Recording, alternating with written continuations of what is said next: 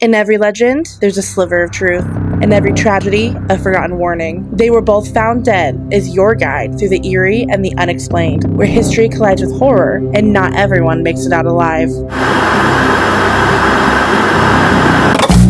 Welcome to They Were Both Found Dead. I'm Adrian. And I'm Ramsey, and today we're talking about drugs.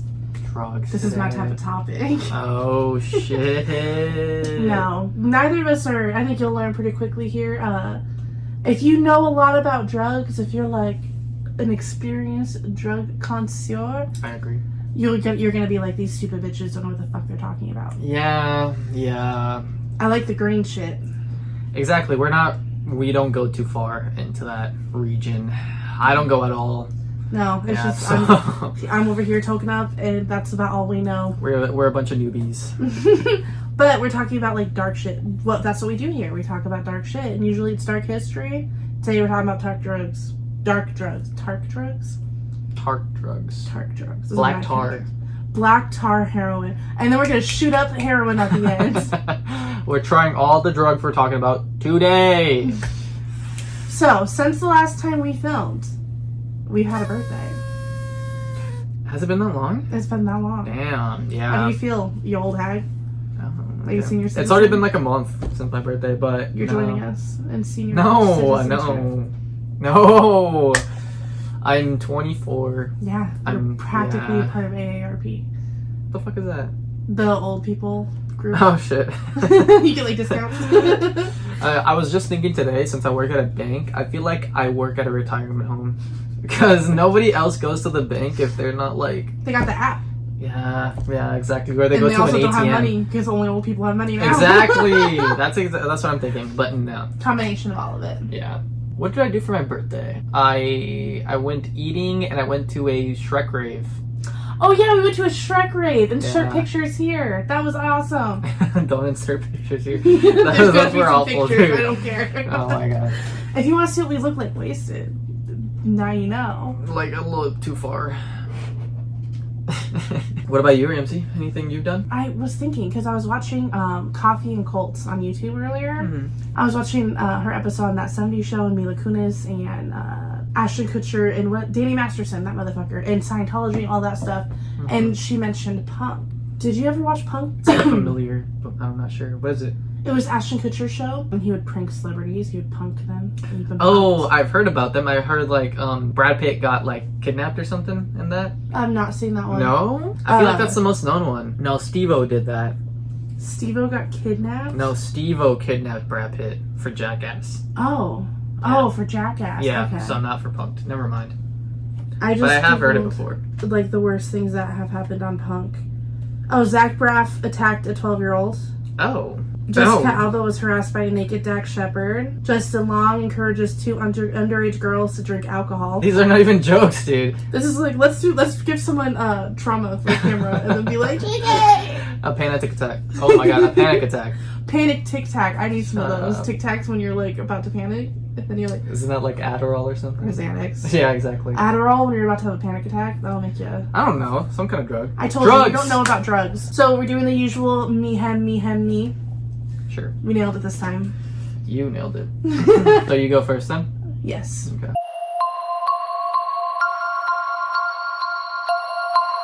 My first drug today is called the Grey Death.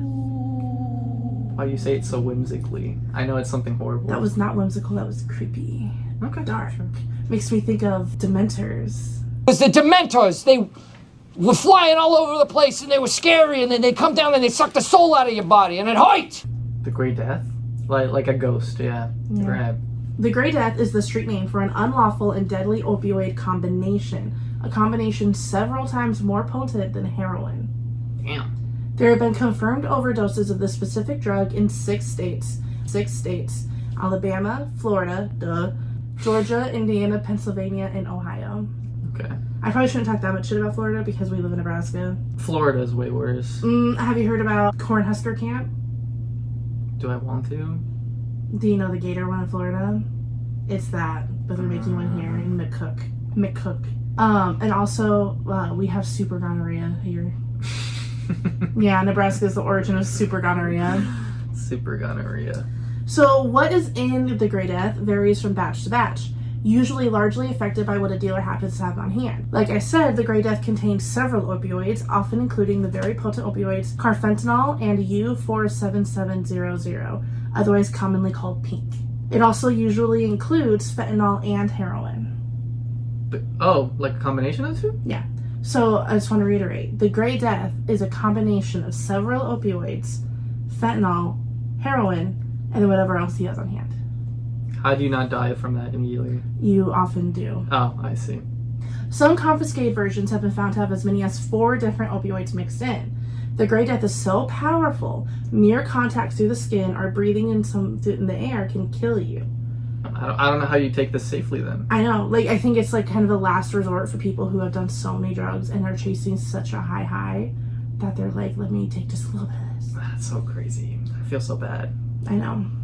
Obviously, like, I didn't do a whole, like, prerequisite thing because I feel like this is kind of obvious based on what we've created in our other episodes, but we're talking about the drugs. The people that do drugs are not inherently bad people. You have a predisposition, and I do mention a little bit later, like, it is, like, they are targeted towards certain groups of people. True. And if you're addicted, there's nothing you can do about that. Like, it's totally on your body, not yourself. Like, if you want to stop, you can't.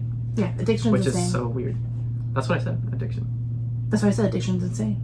Oh, I thought addiction was the same. Oh, no. I said addiction is insane.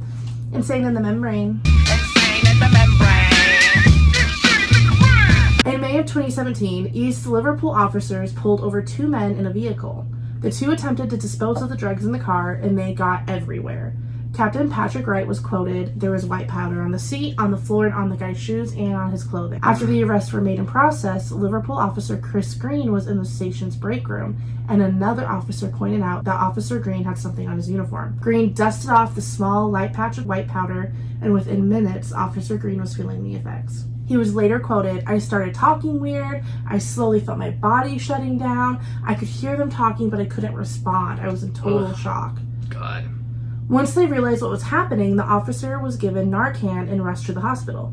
Narcan, if you didn't know, because I didn't, is a brand name for the drug naloxone and is used to reverse the effects of an opioid overdose. Opioids are attracted to the opioid receptors in your brain. When opioids overcrowd those receptors, they are depressing 2 separate areas in the brain, and you lose the function to breathe. And that's how someone dies of an opioid overdose. You lose the ability to breathe? Damn. Yeah. That'll kill you, yeah. Pretty quickly. So what naloxone does is it has a stronger affinity to those receptors than the opioids do. So it pushes the opioids off and places itself on the receptors, allowing the function of breathing to continue. I dumbed it down as much as I could because also it's really hard to explain something simply that you don't understand yourself. Yeah, I know. My stuff also includes like chemicals and stuff like that, which I don't really know what they are. We're doing our best. Yeah. If you know what it is, let us know what it is. It's like what we always say is you don't know, or what I've mentioned in an episode, you don't know what you don't know. Mm-hmm. So like the less you know about something, the more you're like, you don't know you're missing because you don't fucking know. Plus it's implied, you know. It's implied. It's implied science. Like it's implied that this drug does that. You know, you don't have to know the compounds of the drug to know. You know, you don't really need to know. I do science. try to stick with the science where it was like kind of relevant. Yeah. So basically, Officer Green experienced an overdose from brushing some of it off of his uniform. But he received the Narcan and ended up safe. However, he was insanely lucky. Imagine he brushed off the powder on his drive home and passed out behind the wheel. Imagine he hadn't brushed it off at all and instead greeted his wife, kids, and dog at home. And they absorbed it through their skin. That is crazy. If he went overdose, his kids would have died. For sure. Pets. That's so fucking sad. And you wouldn't know why. You'd be like, what's happening? I mean, yeah, at the moment, yeah, you're right. Yeah, I think afterwards you could figure it out. Yeah, like mortician. Or what is it called? The people that... A toxicology report. I see. Morticians... autopsy. They don't do the autopsies. You have to be autopsy certified, so you need a forensics PhD. But this isn't even a rare occurrence, is the most horrifying thing. The same situation had literally happened in the same city to a fireman 2 days earlier. Just a couple of months ago, in June of 2025, an officer overdosed on fentanyl that became airborne during a traffic stop. This was in Ohio, and he also received Narcan and lived, but not everyone is so lucky. Ohio. Sorry. Ohio. According to the National Institute on Drug Abuse, opioid-involved overdose deaths rose from 49,860 in 2019 to 81,006 deaths in 2022 and 79,358 deaths in 2023. That's like a lot. Yeah. I don't know, was that common? It's insane. From 1999 to 2019, nearly 500,000 human beings have died of an overdose in opioids. Since 2019, that number has nearly doubled. So in the last 6 years, we've managed to double the number that was from 99 to 2019. Do you think the more the people, like, the people that take the great death, do you think more people die from it than actually, like, just taking it? Or do you think people take it and it's not? And they I die? think a lot of people that take it get Narcaned and saved. Oh, I see. Because overdosing and then actually dying from the overdose are like two totally different things. I see. And I know a lot of people recommend, like, if you live in a bigger city, especially one that has a lot of the experience with fentanyl and opioids right now, they recommend you just carry Narcan on you. And it's like you just put it out their nose and you can save a life. Yeah. Because you see a lot of people Yeah. outside like that? Like the Fentifold, for example. Oh. That's usually like one step before overdosing. What so are in the- which case you would need Narcan. Oh, seriously. What are the people that are, like, in place? Like, That's like that's the same cause. It's the same thing that Fentifold is, like the same cause. Really? I believe so. Sorry. It's because I keep saying Fentifold. No. I'm just thinking of the people that are, like, just still in place, which is creepy, but when it's, like, funny, it's funny. It's funny when you're. It's like one of those things where you look at it and you're like, "What the fuck?" Yeah, exactly. And but if then you actually think about it, or and you then, like yeah. no, Oh and it's my like, God. oh, Yeah. that's really horrifying. I've like- seen a lot of videos of people that just are still.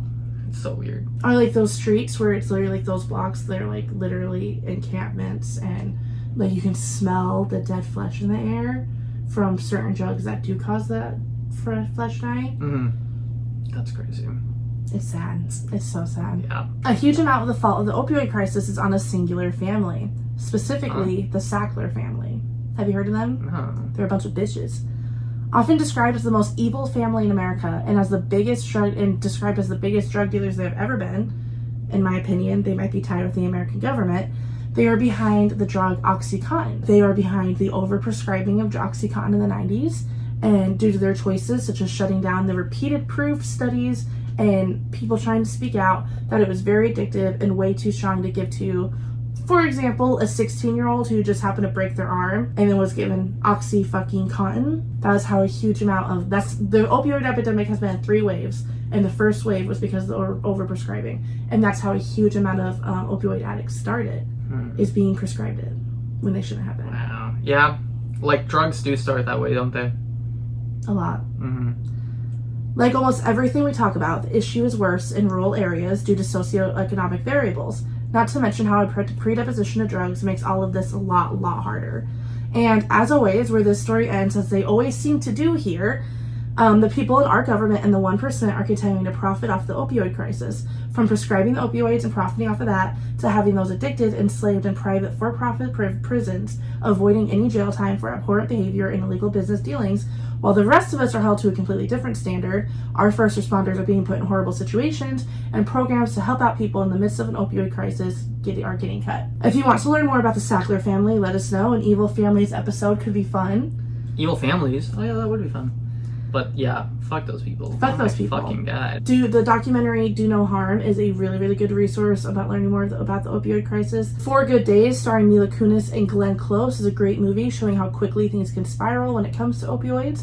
And my favorite writer and director, Mike Flanagan, whose works include but aren't limited to Hush, Gerald's Game, and Oculus, has an amazing limited series on Netflix called The Fall of the House of Usher. It's so dark, it's so good, it's I've so seen it. Intriguing. Did you love it? Yeah, it was good. It's a combination of being based on the Sackler family. That family is based on the Sackler family. Oh, really? That whole Those backstory people? about like the drugs and everything. Yeah. Yeah. Like pharmaceuticals and stuff like that. The opioids, that's based off the Sackler family. And simultaneously based off the writings of Edgar Allan Poe. It's like combining those two things. Yeah, every episode is named after an Edgar story. Hello, Lenore. I don't know that. The Raven. It's really fucking good. I highly recommend it. Opioids are sad. The opioid crisis is sad. Fuck the Sackler family. Yeah. Period. I would.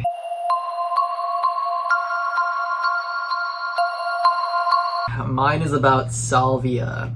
I've heard of Salvia, but I don't know anything about it. I think Really? it's very hallucinogenic. Yeah, that's the drug that makes you live a lifetime. Oh yeah, I want to do that at some point. Oh, you want to do that? Like, I think.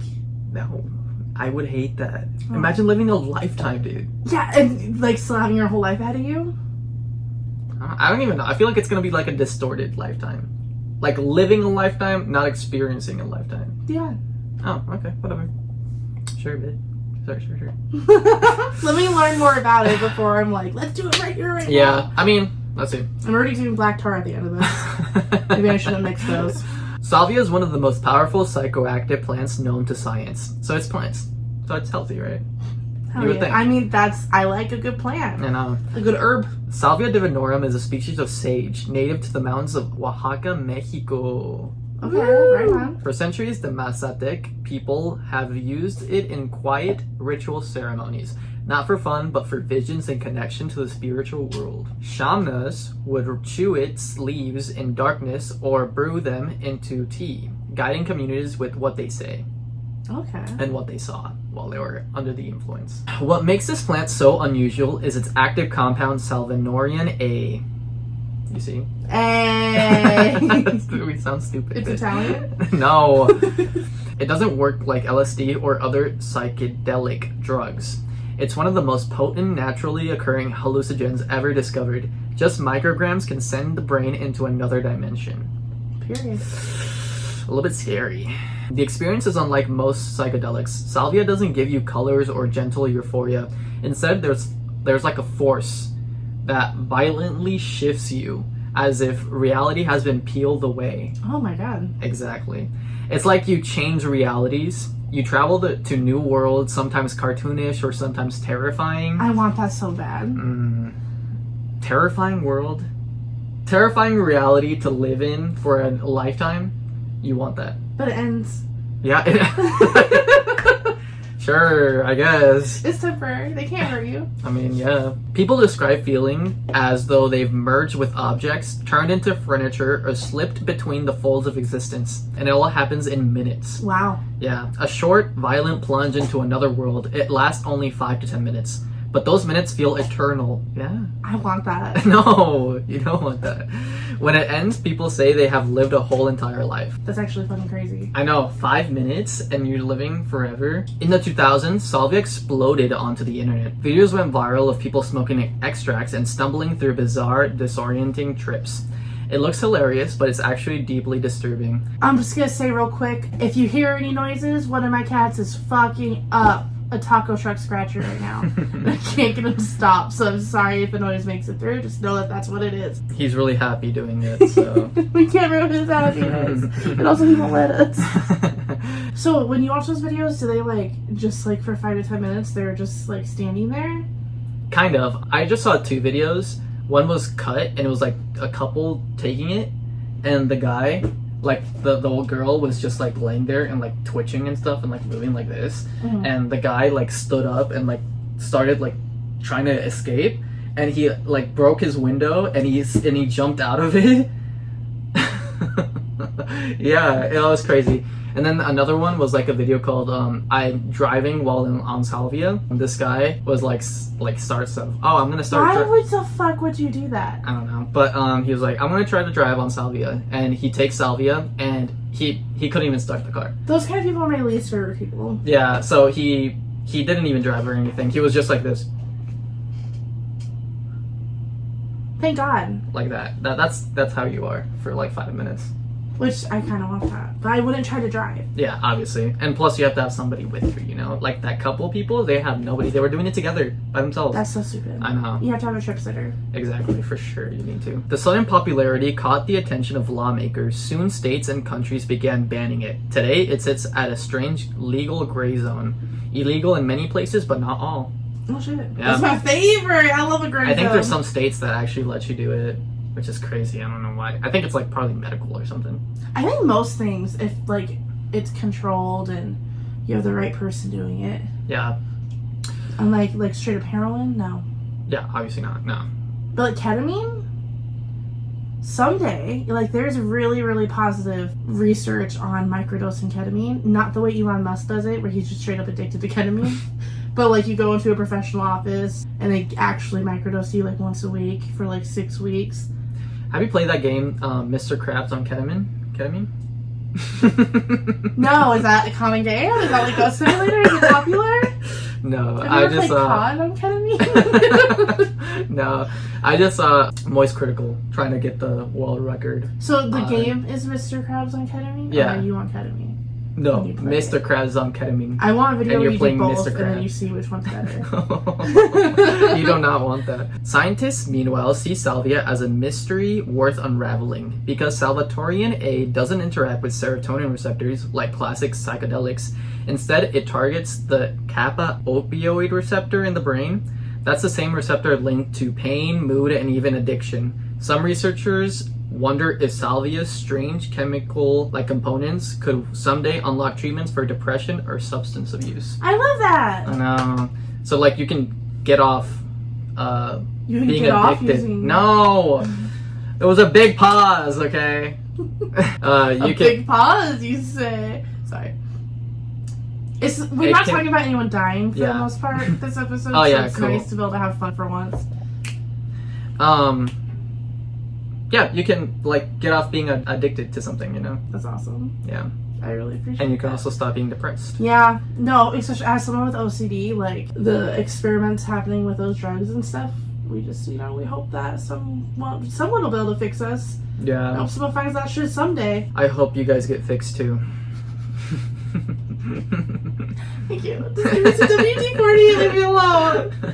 WD-40. Our next drug that we're gonna do, mind you, we're doing all of these after we talk about them. Yeah, we're just really. What is the word? We have such a high tolerance. Yeah.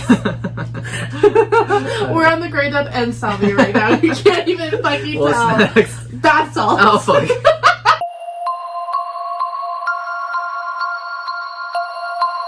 So the main thing I learned doing this the research for this particular topic is that drug dealers and scientists are fucking smart.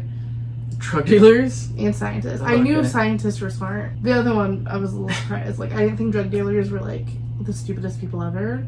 Yeah, same. Because if you are, you get caught pretty quickly.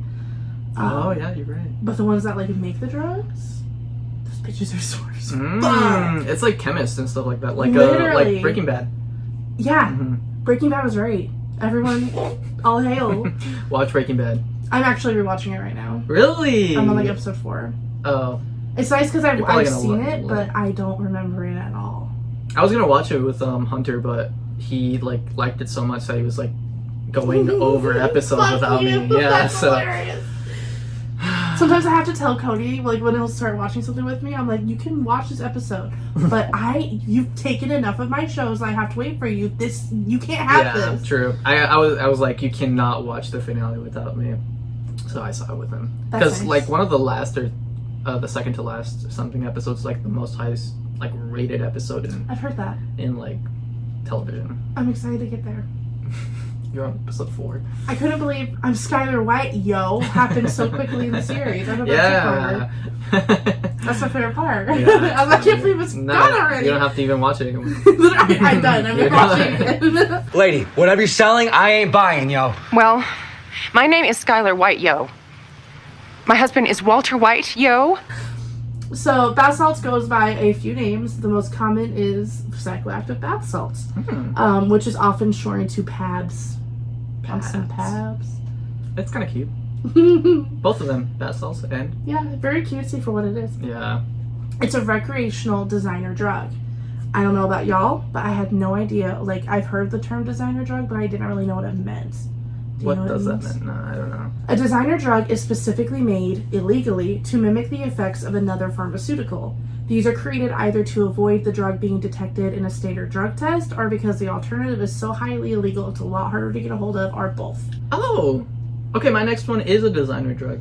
I did not know. Bath salts are a white powdery substance filled with crystals and granules and have a similar appearance to actual bath salts, giving them their name. One of the most common places to get bath salts is literally inside of stores. Yeah. Like- Wait, what? Menards, Walmart. The drug bath salts or The drug bath substance? salts. Oh, is it like lean? That's like Sprite with cough syrup. No, it's a lot more like you know how people like huff spray paint and stuff Yeah. at the store. It's like that, where like it's not what it's meant for, I see. but it's what they use it for. They're often labeled as plant food or powder cleaner with packaging stating not for human consumption. Some of these, like, literally, that's what it is, and it's not for human consumption. And other ones, they know exactly what they're being sold for, and they're just doing that for, like, legal liability. Okay. We're about to get into some science here, y'all. It won't be bad. Bath salts work by cathinones releasing serotonin, dopamine, and or MRAs. The usual cathinone in bath salts is MDPV, also called monkey dust, or methylone, which is an amphetamine, or the methadone version, which is a synthetic amphetamine. Little is known about the effects of bath salts and how they interact with the brain. However, we do know that there is a very powerful addictive potential when it comes to bath salts, and that a user's tolerance increases shockingly fast, like faster than any other substance. So bath salts cause stimulant effects in the brain by increasing the concentration of monoamines in the brain synapses. The big difference between bath salts and general amphetamines is that bath salts are generally unable to cross the blood-brain barrier. The blood barrier is a highly selective semi-permeable border made of endothelial cells, which are the cells that line the interior surface of blood and lymphatic vessels. They regulate the transfer of solutes and chemicals between the circulatory system and the central nervous system, protecting the brain from substances in your blood. This is actually a huge roadblock in treating brain cancer, as a majority of the medications that have been created to treat brain cancer, almost none of them have been able to get through that blood-brain barrier. But that's the science. Damn. Yeah. I don't know if I got that. Understood enough. Okay, yeah. It's made of stuff like, serotonin. That's the type of stuff you get prescribed to feel good. It gives you feel-good chemical to go. Yes. Okay. Like every other drug. Okay. Explain it to me like I'm in kindergarten. Why don't you explain this to me like I am an 8-year-old? All right, well, this is the overall budget for this fiscal year along the x-axis. Yes. Right there. There's the x-axis. We have a surplus of $4,300. Mm-hmm. Okay. We have to spend that by the end of the day or it will be deducted from next year's budget. Why don't you explain this to me like I'm 5? Your mommy and daddy give you $10 to open up a lemonade stand, and now you find out that it only costs you $9. Ho! So you can give that dollar back to mommy and daddy, but guess what? Next summer, I'll be 6. and you ask them for money, they're going to give you $9. Because that's what they think it costs to run the stand. Explain it to me like I'm 5. So bath salts can be ingested in almost any way. Orally, Ew. snorted, smoked, plugged, or injected. What is plugged, you ask? No, I don't ask that. I know what it is. I didn't know what it was, so I was like, what's plugged? I mean, it's pretty obvious, dude. You looked it up? I asked Cody. And Cody said, I don't know, because he was like sitting next to me when I was doing my research. And so I Googled it and I went, oh, it means putting it up your butt. It's also called boofing. Let's go boof something right now. Why are these like names like cute, you know? Do you want to boof some alcohol? No, stop! You want to boof some nights harder? No. I bet there's people that do. I know for a fact some people inject alcohol in the butt. It's Inject? yeah. Yeah, I get what you mean. Enough. You get drunker. You do? Apparently. According to the boofers. You get drunker with altitude too. It reminds me of, and boofing makes me think of like when a dog is like on alert but not full barking yet, and he's like, boof. Boofing. We literally called that boofing growing up. Like, oh, he's boofing. Oh, Like, your dog's boofing right now. You and your siblings as kids saying that? We say, me and my siblings now. Last time I was at my sister's, I was like, oh, I love Kevin's little boof. That's what I'm saying. It's a cute name for something so disgusting. It's true, you're completely right. Yeah. But speaking of boofing alcohol, bath salts are also often paired with alcohol. A 2015 study showed that alcohol in lower doses would significantly enhance the psychostimulant effects of methadone. The known effects are very similar to MDMA or cocaine. However, they differ with how long the trip is. MDMA lasts 3 to 6 hours altogether, but the peak is usually about an hour and a half, 2 hours in. While cocaine lasts either 15 to 20 minutes, sometimes up to 90 minutes depending on how it's ingested. Like boofing. Sorry. I'm never going to be able to stop talking about boofing. Yeah, let's stop. I'm never going to be able to. No. Bath salts, however, last 5 to 6 hours, with the peak often being 3 to 4 hours into the experience. Effects include, but are not limited to, headache, heart palpitations, nausea, cold fingers, hallucination, paranoia, and heart attacks. I think cold fingers is a funny No. thing. None of this is funny, Ramsey. No, it's really not. It's crazy. I can't believe that. And people just No. take this. I'm How? not judging them. It's just What's like, it hey, crazy? again. One of the biggest pros of bath salts is how hard they can be for law enforcement to find. MDPV and other synthetic cathinones cannot be smelled by detection dogs and are not detected by typical urinalysis tests, though they can be detected in urine and hair using gas or liquid chromatography mass spectrometry. Oh my god, I want to say it. Where is it? Oh, fuck. Chromatography mass spectrometry. Spectrometry, yeah. Spectrometry, yeah. Actually, spectrometry. I don't fucking... I read this to Cody earlier as a practice, and he was like, are you sure you shouldn't change some of those words? Yeah. He also had me take out some of the science, which, Yeah. you know, right call. We sound like scientists. I wish. Any scientists listening to this is like, you sound like the biggest, dumbest motherfucker. We should have worn... Oh my god, we should have worn lab coats and, like, goggles We for should this have. one. That would have been really funny. Oh, that would be cool. We have to do that. In the Yeah. future. We said that we're going to dress up for everyone in October, so hold us to it. Yes! And if you have any ideas for October episodes, we want to just focus on spooky shit. Yeah. Okay, the majority of what people know about bath salts, including me before right now, are fear-mongering headlines, anecdotal reports of bath salts increasing the user's pain threshold and strength. Can I say what I heard? I'm asking you a second. Oh. Terms like epidemic, zombie attack, and the Incredible Hulk often being paired with news about bath salts. In 2018, a city in England even reported about bath salts, calling them an entirely new and dangerous and horrifying compound, even though bath salts have been readily available since the early 2000s, and that isn't how compounds work. Hmm. Now, when you think of bath salts, is there a particular event that pops in your head? There is. And I'm sure everybody think about the same thing. It's like the guy eating the other guy. Yep, everyone, the Miami cannibal attacks, what everyone thinks of, including me. Yeah. That's crazy. Oh my gosh. On May 26, 2012, 65-year-old houseless man Ronald Papu, I looked it up, that's how you fucking pronounce it. We can't make fun of it, he's a victim. Oh, he's the victim. He's the victim. Oh shit. Okay. You know what? Sometimes poo is in people's names. Yeah. Hey. I have a bad last name, so. People in Wait, school no, I called don't. me Ramsey Mord Horsey, so. Oh. Like friends. I wasn't being Oh, bullied, okay. but More horsey. Ramsey. Nay. They'd be like Ramsey Mord Horsey. Oh, that's funny. On May 26, 2012, 65-year-old houseless man Ronald Papu was hanging out below an overpass when 31-year-old Rudy Eugene approached him. Eugene was stripped naked and ranting and raving that Papu had stolen his Bible. At the time, it was thought the two men were perfect strangers, but that was not the case. The two had actually met on at least one other occasion when Eugene had volunteered at a shelter. So Eugene is beyond pissed, completely sure that Papu had stolen his Bible, and Eugene beat Papu unconscious, removed the 65-year-old man's pants, and proceeded to bite off most of Papu's face above his beard, including his left eye. He bit out his left eye. Okay. The entire 18-minute encounter was captured on film from the security cameras of a nearby office building. A passing cyclist ended up seeing the scene and called 911. Could you even fucking imagine being that cyclist? Especially, it's not even like you're in a car. No. So you're gonna back away as fast as you can, and also you don't want to stop too soon and call them because what if he sees you? But also you don't want to wait too long because what if that guy dies? Yeah. Imagine the. Oh my god. I can't even, like, trauma. the only thing I can think about is like a horror movie of seeing like a zombie like covered in blood and stuff like that. Like, oof, no. I don't know if I've told this story on the podcast before, but when someone in my family, my Aunt Liza, was getting married, me and my aunt... Actually, no, it wasn't that wedding, because they got... I don't know who was getting fucking married. I don't remember what happened. Someone was getting married, and me and my mom went back home to, like, take a nap, and then we were driving back to the wedding reception.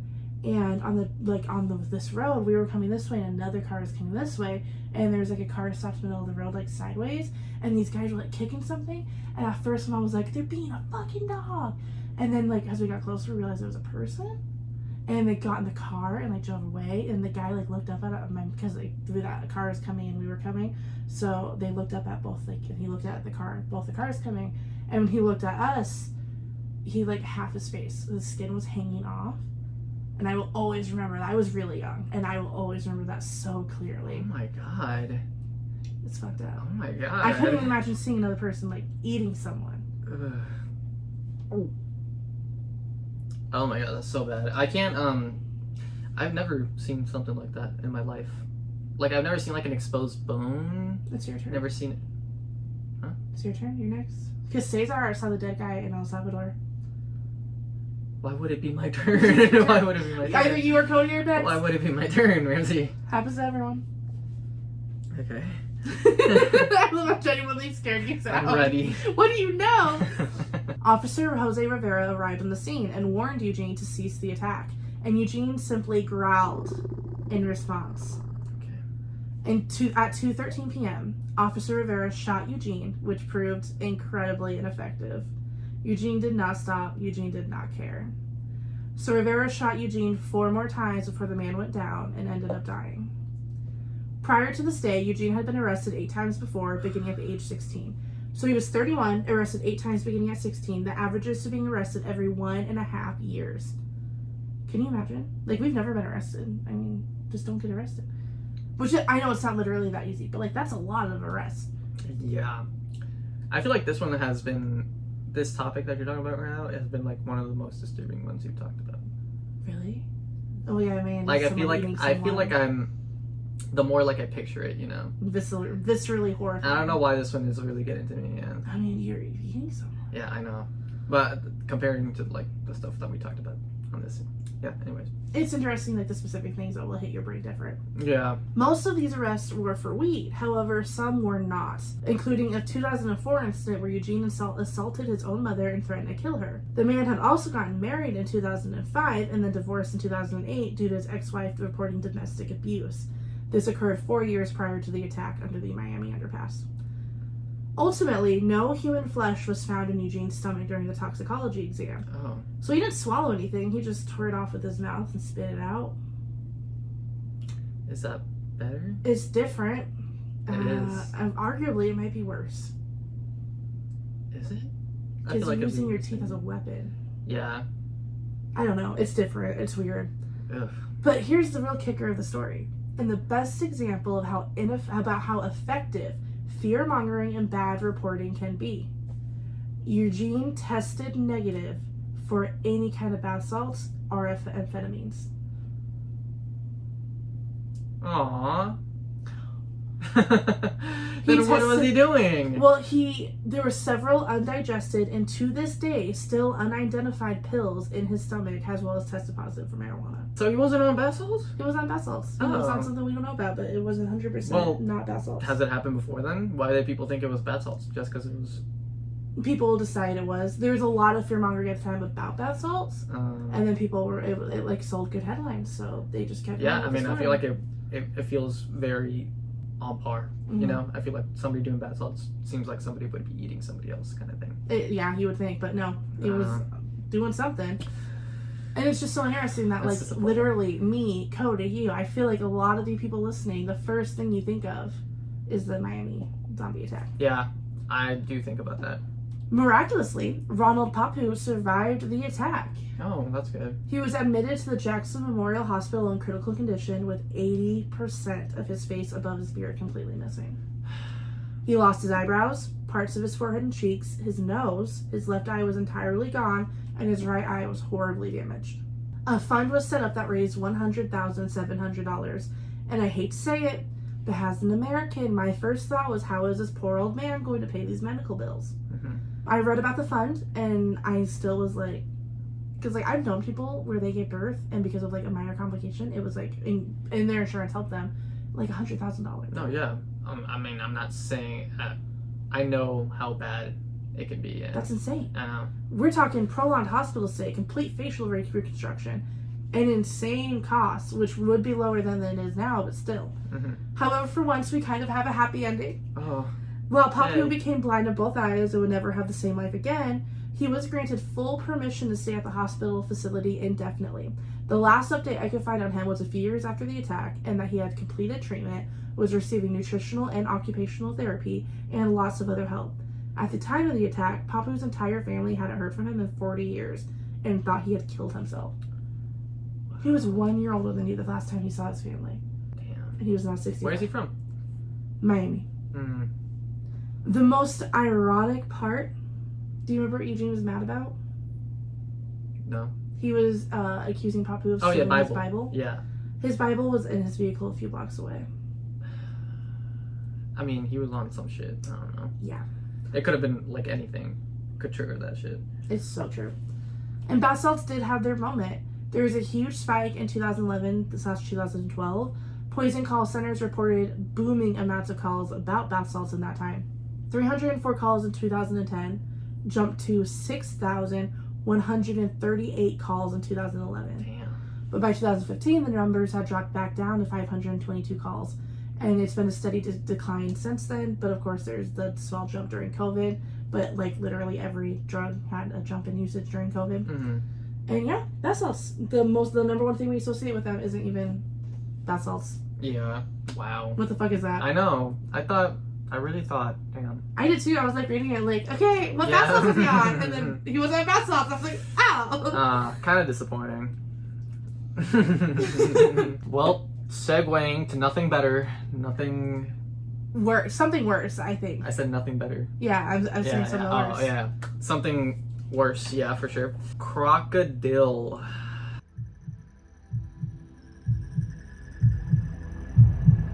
So anybody that knows what that is already knows the visuals to that. And it's bad. It's really bad. I already told him. I was gonna wait till I'm here, but then it just came up. Yeah. I was like getting the assets ready for the video. So like the little things that you're seeing before we talk about that, I was getting those ready. And you see other different colors. If you're just listening, go to YouTube. But I was like, oh, I wonder what Krokodil the drug looks like so I can like match the color. And I had done every other drug in Google Images and it had come up with the drug. And so I looked at Krokodil and it was horrific injuries in body running. Yeah. Question mark? Horrific. Like disfiguration of the body. Yeah. So in Google search. So don't search this, okay? Don't search this on Google Images, please. He's 100% right. Yeah, because you're gonna be disturbed. Unless like Warning. you look up Blue Waffle and you're like, yeah, if that's the type of shit you like looking up, then you might love this. What's that?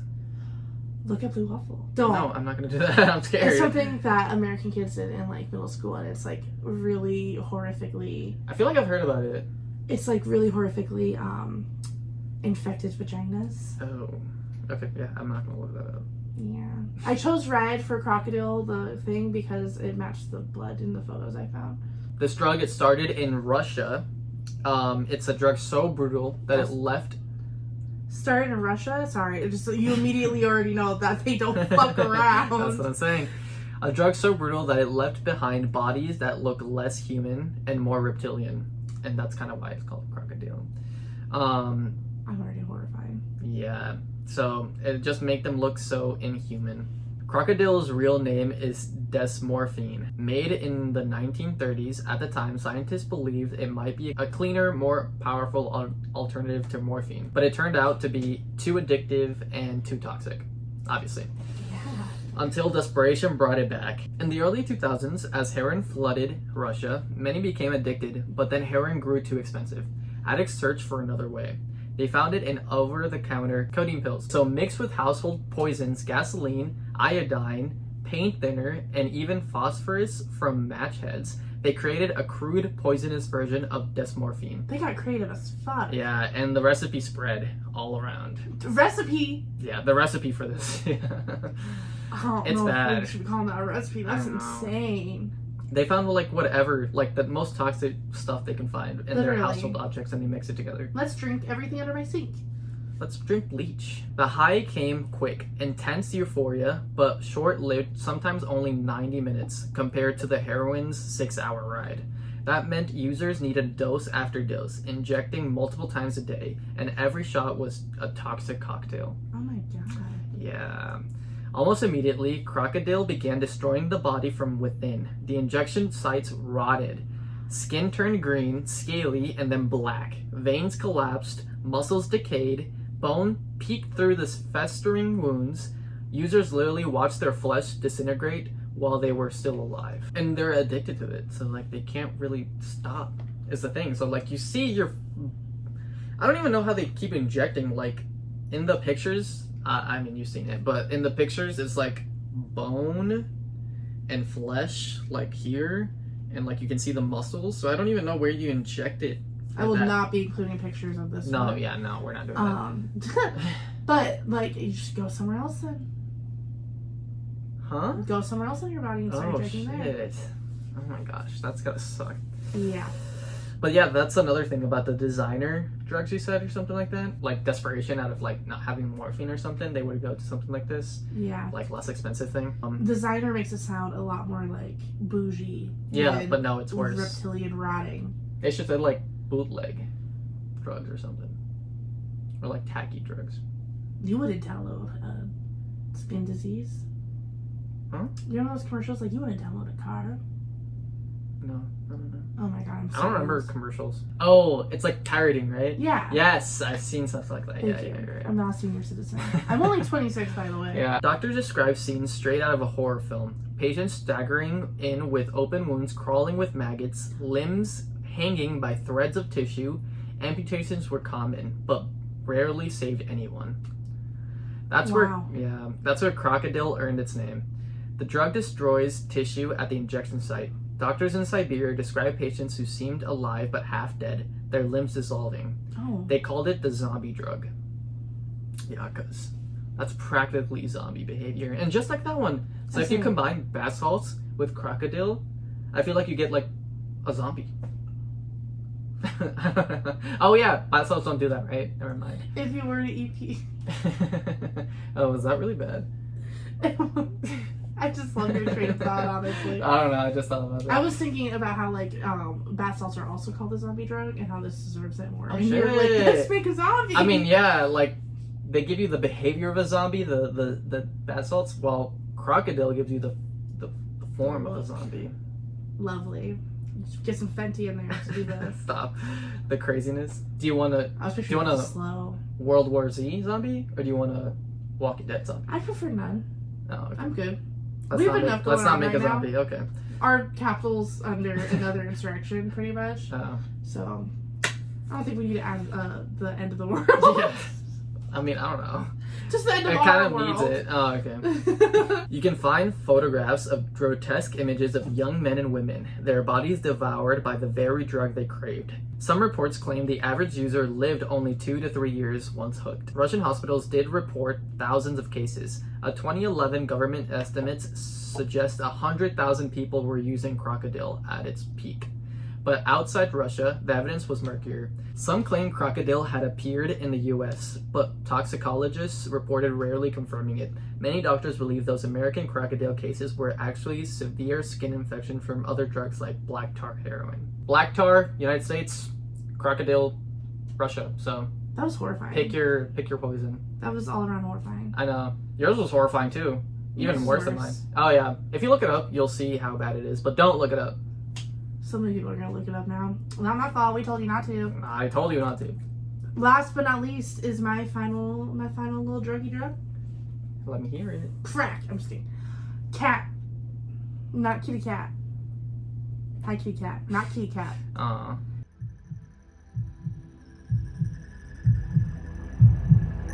Cat is super different from bath salts and the Grey Death in that it is not a drug in the more processed use of the word.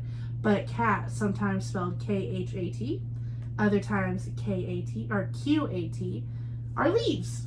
You chew on the leaves and they produce mild euphoria and excitement. Oh. They are very similar to drinking extremely strong coffee and how they make you feel, and chewing cat does actually predate drinking coffee. Chewing cat can also cause manic behavior, hyperactivity, constipation, and dilated pupils. Long-term effects include, but aren't limited to, darkening of the teeth and the causing a green tinge. You ever want green teeth? That would have been great for the Shrek rave.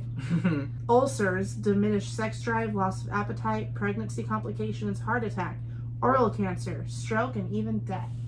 Okay, what's so bad about it? With 5 to 10 million daily, again, 5 to 10 million daily users around the globe, laws vary wildly around the world when it comes to cat. Being native to Eastern and Southeastern Africa, it makes sense that the largest consumers of cat are Somali people and those who live in Yemen, while the largest exporters are Ethiopia and Kenya. The World Health Organization has classified cat as a drug of abuse that can cause psychological dependence, but isn't seen as a serious global problem, unlike the opioid crisis. Yeah, for sure. In the UK, the UAE, Canada, and India, cat is considered a controlled substance of the highest degree. In the UAE, I believe it's a life or death sentence. Seriously? Why do they give it such a cute name? I know, cat. Yeah. While in the US and Turkey, the plant is legal, but the consumption and distribution of the harvested leaves or having a large amount of the leaves for recreational use is illegal. In most African countries, where use of cat can be culturally significant, only cat extracts are illegal. It's like the really, really strong extracts. Those aren't allowed. So the cat plant does flower, and beautifully so, and is a slow-growing shrub. Typically, they only reach 1 to 5 meters or 3 to 16 feet, but can sometimes grow up to 10 meters or 33 feet tall. It takes nearly a decade for the cat plant to reach their full height. The thing in cat that people love so much, we have actually already spoken about. This cathinone naturally found in cat is what the synthetic cathinones in methadone are made after, designed after, and that's what's in bath salts. So they're designed to mimic the cathinones in plants like cat. The biggest lovers and users of cat, by and large, are in Yemen. Yemen. Shit. Are in Yemen. It's seen as a social drug, much like cans of beer in a small town. Your math teacher might be working on his lawn and talking to your parents, all three scoring their own beers. Same vibe here. Chewing cat. Chewing cat. Often people in Yemen like to pair cat chewing with hookah smoking or tea drinking, and while it is used by a majority of the population, men do tend to use it more frequently. It's even given to child soldiers in the area to keep them alert. What the fuck? So wait, is it like a sedative or is it not? It's a stimulant. Okay. So like I said, it's like strong coffee. Yeah. And it's very much treated as like this super chill thing, and it's very much not. Is it like cocaine kind of ish? Cocaine is kind of like a party drug. Except this is like it's like cocaine, but it's treated like beer in the United States. Wow. Like a very casual, a social thing, like smoking a hookah. Yeah. 40% of Yemen's yearly water supply goes to irrigating cat. Are you serious? I'm dead serious. Holy shit, okay. I read an article from Vice of a reporter who traveled to Harar, Ethiopia. They spoke to Elem, a native to Jogol, the ancient wall district in Harar. He was quoted, "Harar people don't eat food so much. They chew cat. Even poor people sleeping on the street. They have bags of cat." Elem also explains that there are cat sessions for different times of day, with names. Very much gives the same vibes as Second Breakfast from Lord of the Rings. I think I've seen this actually. I've seen a video like a tourist go to like a place like this, and they like gave him some of it. Yeah. And he would eat it and stuff like that. And that's insane. I know, but it's like super addictive, right? It's pretty addictive, and it can cause like mouth cancer and heart attack and death. Oh shit. But yeah, I think he said he didn't like it, so that's good. good. Gonna do it. Yeah. The post-breakfast chew is called iha bena, meaning open eyes. After lunch, the chew is called barha. I don't know what that one means. And the after-dinner chew is called ehe shutha, meaning closed eyes. I probably butchered that. Apologies. I googled it, but there wasn't much like pronunciation help on cat sessions. But yeah, it's seen. Even like researching it was kind of hard because it's seen as so normal. Everyone talks about it so normal, but then like you're like looking up like what it does, and it's like not okay. It like has like this group of people just hostage. Yemen is having to completely change. Yemen is literally having to completely like move villages and stuff because they're running out of water, and like it's fucking with the land. Are you serious? But everyone loves it, and like it literally, like when you look at pictures, it's like everyone just has giant bags of it with them all the time. It's like vape pen. It's like, you know how people are with their vape pens? Oh yeah. But it's like a giant bag of leaves. Oh, okay. But yeah, that's crazy. It's actually insane. I know, and the fact that they don't even see it, kind of blind. You know, there's a town in Mexico that drinking Coca-Cola is easier than drinking water because there's like a Coke factory there that takes up all the water. So that's so sad. Fuck Coke. They have to drink Coke.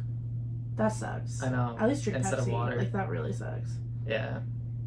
I don't like Pepsi, but like if Coke was fucking me over like that. I know. I mean, I don't know. I think they like it or something. I don't know. Well, it's probably a lot cheaper in there. Yeah, it's cheaper than water. That's why they drink Coke. Water used to be so, like, clean water used to be so hard to come by and stuff that people usually just drank beer, and all of the founding fathers were fucking wasted when they did the Declaration of Independence. And the Constitution. Yeah, all of it. Oh. Fantastic. Love to hear it.